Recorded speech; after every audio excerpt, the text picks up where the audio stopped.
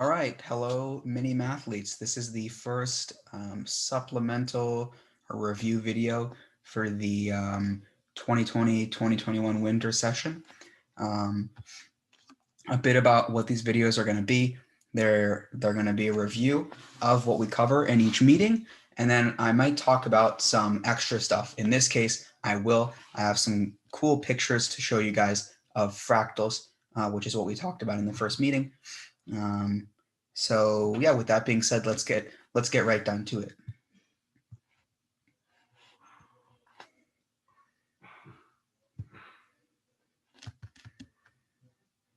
Yeah, so we started, or we'll start our meeting talking about shapes, and naturally shapes are something that you guys know a little bit about. So we talked about triangles and how there are three types of triangles. When a triangle has all three sides having the same length, it's called equilateral. It's called an equilateral triangle. When two of the sides are the same length and the third side is a different length, we call it isosceles.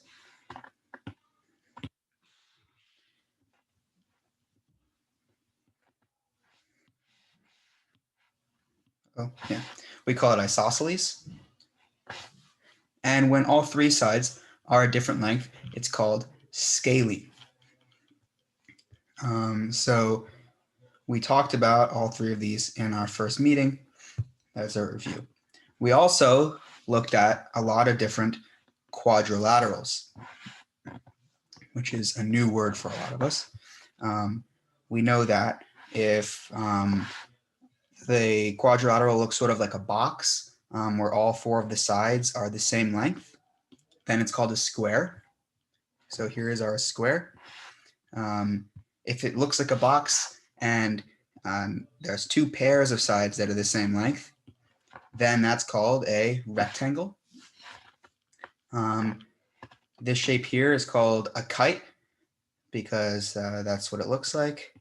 You could fly a kite.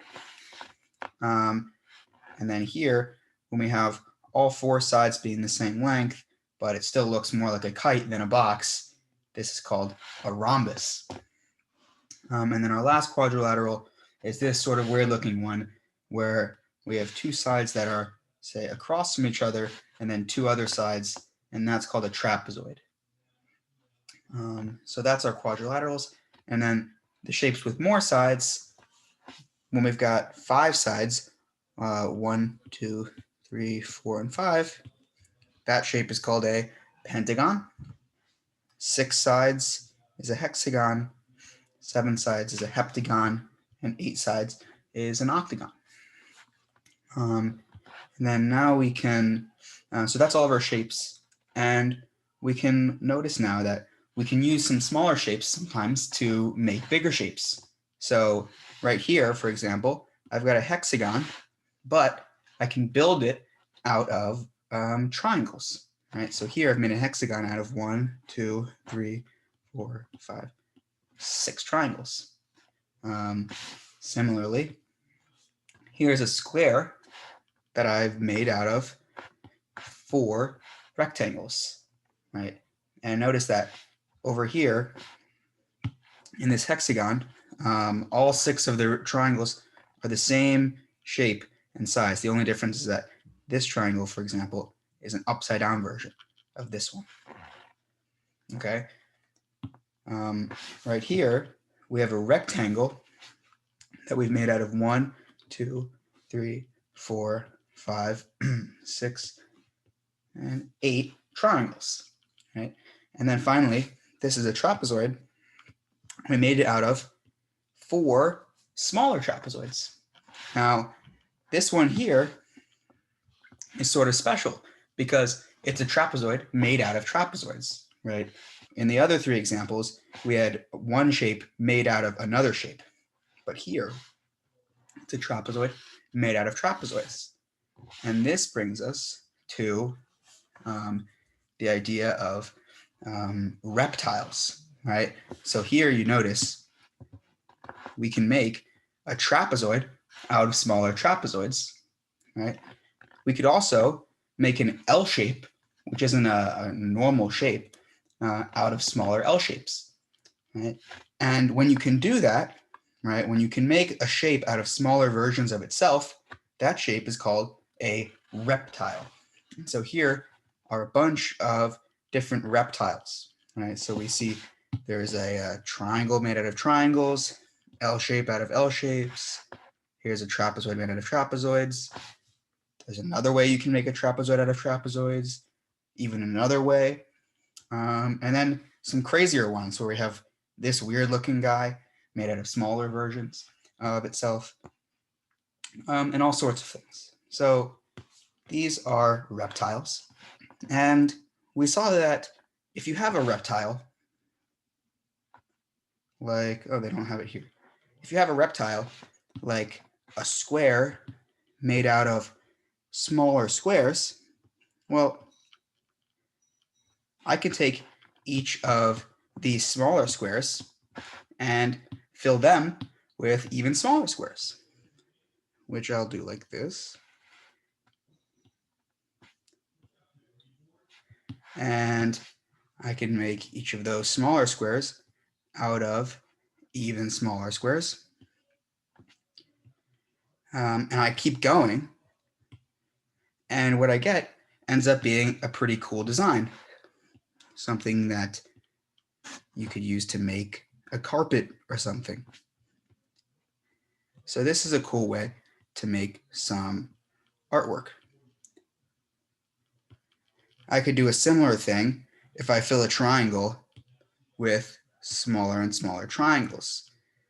But in the interest of time, I'll just do it a couple of times. Here's a triangle made out of triangles, and I can make that triangle out of even smaller triangles. I won't do it anymore here, but I welcome you to do it. I'd love to see some of the designs you can make out of a triangle. Okay, now it turns out we can do this any number of times, and I found online a nice animation of what happens if you do it with an L shape. So this would restart. Oh, here's an L shape filled with L's. We fill each of those with L's, and then each of those with L's, and each of those with L's, and so on. And it turns into a really cool design that you might paint on a wall or something like that. So that's one cool thing that we can make out of a reptile. But it actually gets, in my opinion, even cooler. And this is where we get to fractals. So let's take a look. What we can do, here's an L shape, right? And we know that if we have an L shape, we can make it out of smaller L shapes like this, okay? And what we're going to do is, instead of filling in all 4 of those smaller L's with more L's, we're only going to fill in 3 of them, right? And we have some choices for which one we could not fill in. So I'm going to go ahead and decide not to fill in this one, right? And then I'll switch over to purple. And what I'll do now is we can fill in each of these smaller L's with even smaller L's. Okay. Okay. And now we have some smaller L's. Now the key thing here is consistency. Okay. So with our first L, we didn't fill in this this top left piece. And so we're going to do the same thing with the smaller L's. We're going to take the top left, and actually, if you turn it the right way, this would be the top left part of there. Okay, so we're not going to fill in those, but we will fill in the rest with some smaller L's, and that starts looking like this. Now, you can see that my drawing is already getting super messy. And so I don't think I'm going to go past this point because it's really starting to, oh my goodness, it's really starting to look gross. But luckily, I also found online a nice animation of filling in part of an L shape with smaller L shapes. And so we're going to look at that down here. And even more nicely, I have a different animation for each choice. Okay, so first, if we look here, if we decide not to fill in this bottom left section, then here's what's going to happen. Let's see if we can take a look. Oh, that's not what we want. We're going to go like this. I think this is what I need to do. Move this out of the way. So let's see how this looks.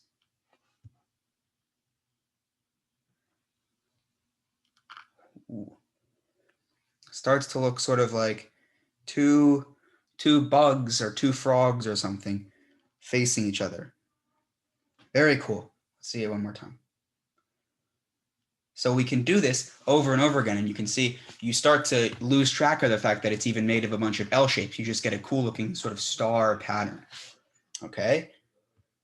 Let's see what happens if instead of that, we don't fill in this middle L. Okay, so let's see what happens there. All right, here we go. Make your guesses now. Let's see, tap. Ooh,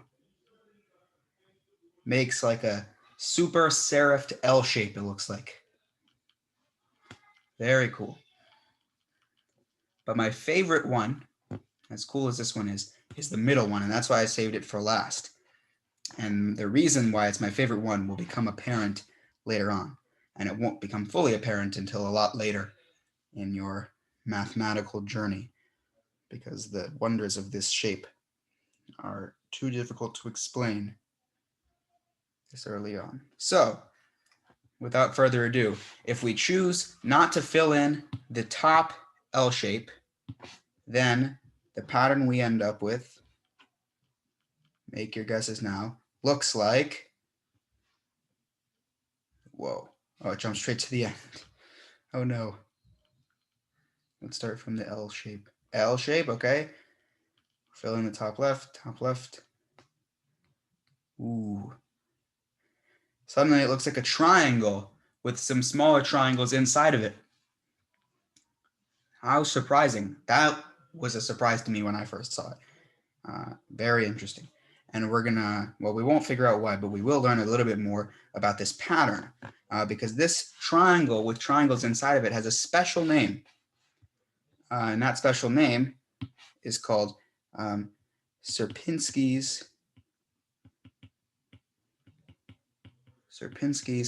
triangle. And as you might have read right here on the note, these shapes where you sort of fill in these reptiles over and over again, a ton of times, you would say infinitely many times, these shapes are called fractals. And what I want to do now that we're at the end of the iPad notes, is show you a bunch of other fractals. Now, it's hard for me to tell you more about the properties of fractals before we've learned more about shapes and geometry. Luckily for you, and luckily for me, later in the winter, once we've learned a bit more math and different things about patterns and shapes, we'll revisit fractals and understand a little bit more about them as it relates to geometry. For now, I just want to show you some super cool patterns, or super cool in my opinion. You can be the judge of whether or not they're super cool. So we're going to share my laptop screen.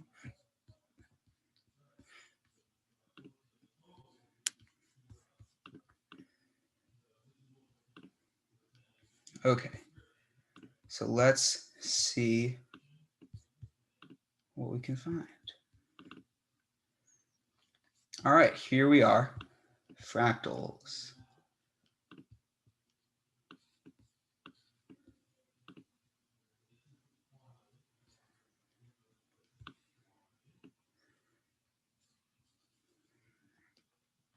Okay, so like I said a minute ago, a fractal is more or less what you get if you fill in a shape over and over again, infinitely many times. And what I'm going to try and what I'm going to do here is show you a bunch of different fractals and how you can make them yourself with this filling in shapes idea. And so the first fractal is one that we've already seen, which is Sierpinski's triangle. So let me, Sierpinski's triangle, right? And this big shape right here, the guys with these eyes, they are actually a different fractal that doesn't have a name because, well, I just made it up and then had my computer paint it for me. But that's beside the point. So let's look at Sierpinski's triangle. What do we have here? This is just a triangle. And again, this fractal off to the side is something I made myself. It's not Sierpinski's triangle. But what we have in the middle is just a triangle. What we can do with a triangle is our classic reptile thing. We can make it into smaller triangles. And so what we have are 3 right side up triangles and an upside down triangle. Well, now what we can do is we can fill each of those right side up triangles with smaller triangles like this with our reptile thing. Okay, now inside of these right side up triangles, we've got 1, 2, 3 right side up triangles and 1 upside down triangle. Okay, and then 1, 2, 3, 1, 2, 3. Well, we can do it again. Let's fill in the right side up triangles with smaller triangles, and similar thing, 1, 2, 3, and then upside down. 1, 2, 3, upside down. Okay, we can do it again. Now, to me, this is already looking pretty cool, but we can actually keep doing it over and over again, as many times as we want, and so we will. Okay, and again, and again, and again. And now this shape here, as we keep filling them in, if we fill them in forever, we get Sierpinski's triangle. And remember, that's what makes it into a fractal, is we do it forever. There are other things that actually make it into a fractal, but for our purposes here, doing this forever is what makes it into a fractal. And that's a really cool thing. Well, let's see a different fractal, or what looks like a different fractal. Here are 2 line segments that touch each other. We just go here and then turn, and that's it. Okay, pretty simple. Let's make it a little bit more complex. Okay, here's another bunch of lines joined together. Looks pretty cool. Let's make it a little bit more crazy. Okay, looks pretty similar. We still have this around and up thing, but we've made it a little bit more bendy.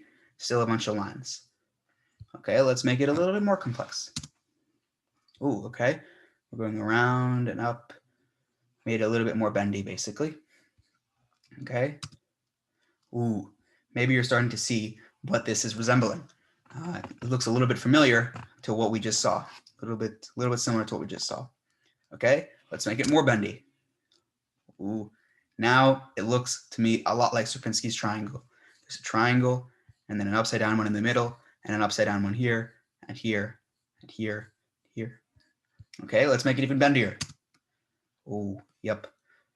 And I think we go one more maybe. Boom.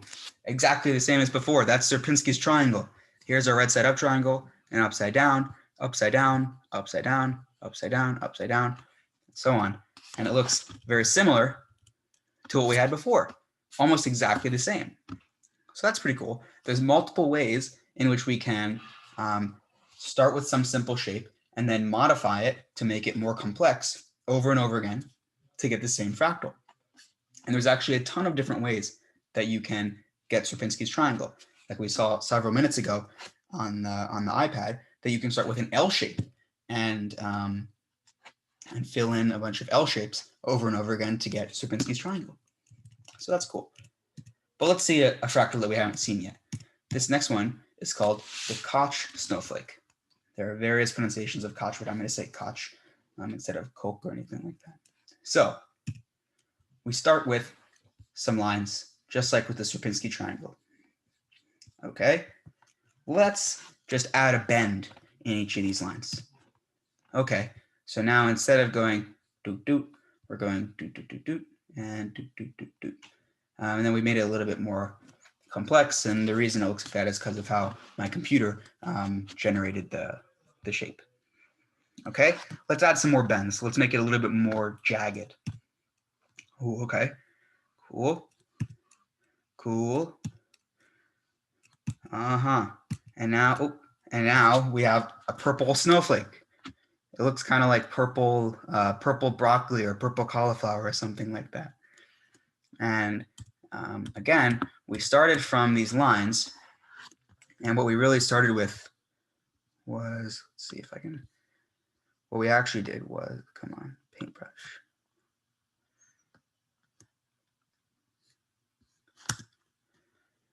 Yep, we start with a line, then we add a bend in the middle. Okay, this is pretty messy. Then we add a bend to each part of the bend.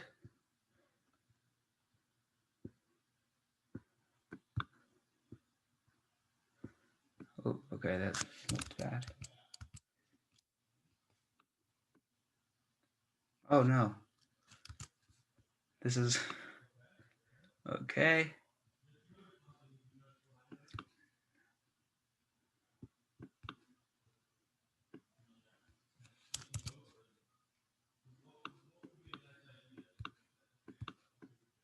Okay. You make it bendier and bendier. My computer doesn't want to load this right now. You make it bendier and bendier, and eventually you get to one side of the eventual Koch snowflake. So let's go back. We made this bendier and bendier, and we ended up with a Koch snowflake. Okay, let's see another fractal, since we're just looking at these now. This one is called the dragon fractal. Okay, so we start with a line. We add a bend to it. We add some more bends to it. Okay, more bends. Now it crosses itself. Some more bends. Now there's a bunch of boxes in here. Okay. Okay. More bends. Ooh. Now it's looking pretty cool. We keep going, and I think maybe that's the last one. Yeah. Yeah. And so this, it's called the dragon fractal, I think, because it looks sort of like a dragon's tail, like kind of scaly. And I could tell you how this is generated, but it's a little bit tricky for our Mini Mathletes club. And so we'll talk about it maybe later on, or maybe I'll make another supplemental video about it. But there are these things called L systems that are really cool, and they let you generate really cool fractals in a cool way, especially if you're using a computer. Nicely enough, I used a computer to make all of these fractals.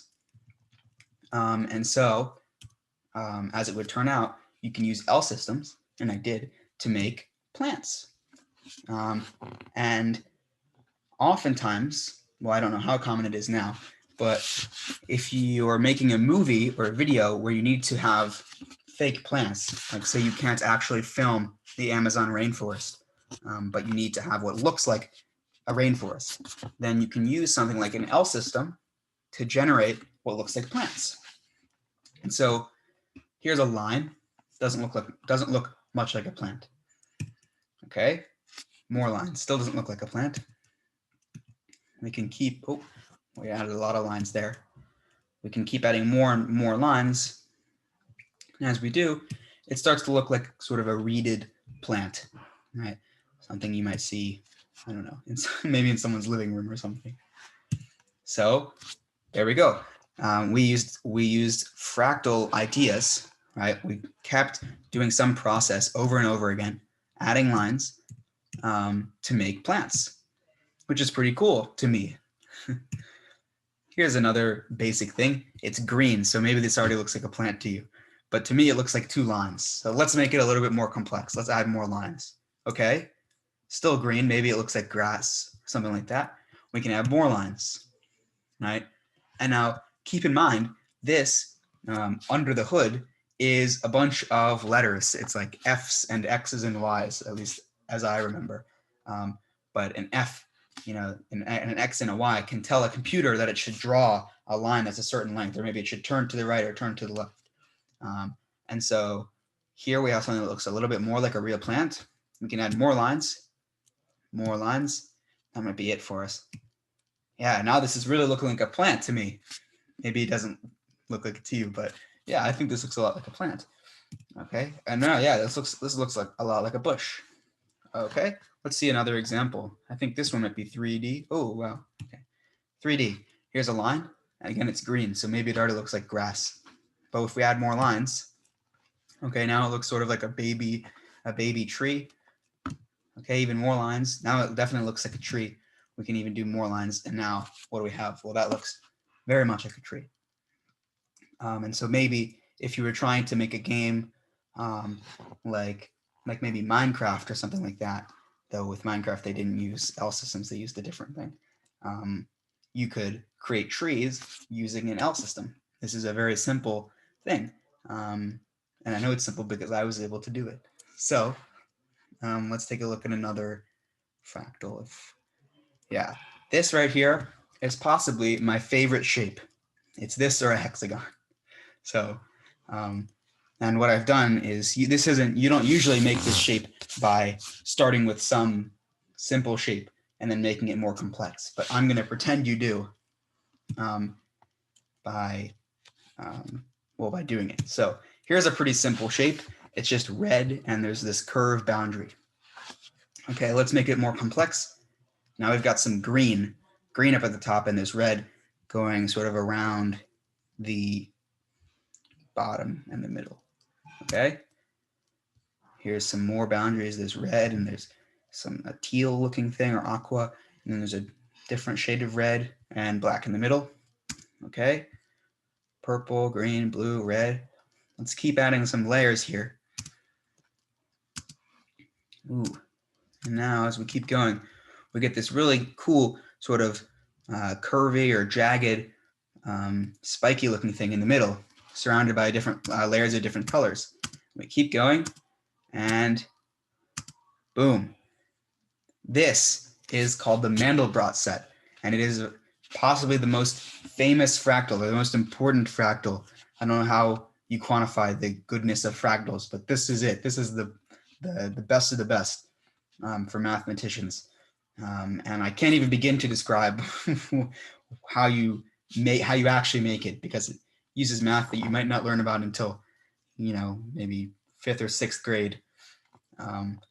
So I'll leave it at this picture, but this is the Mandelbrot set. And to show you it's a fractal, I can show you that if you zoom in, you can see along the boundary of this shape, there's even smaller versions of the Mandelbrot set.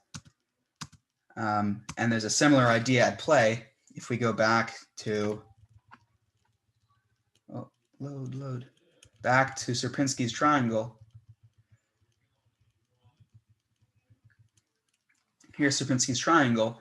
If you look at just this top part, well, that's just a smaller version of Sierpinski's triangle.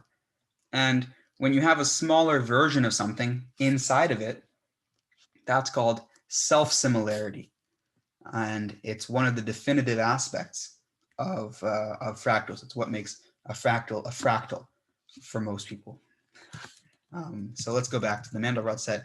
And you can also see with something like the dragon fractal, there's this big guy in the middle, and there's smaller versions of it around the sides. Or you can say this whole thing is a bigger version of this half. So there's a self-similarity in the dragon fractal, and also sort of in these plants, right? There's inside of this big plant, there's smaller plants going off to the side. Okay, so back to the Mandelbrot set. Zoom in on it. And now the last few fractals that I'm going to show you are called Julia sets.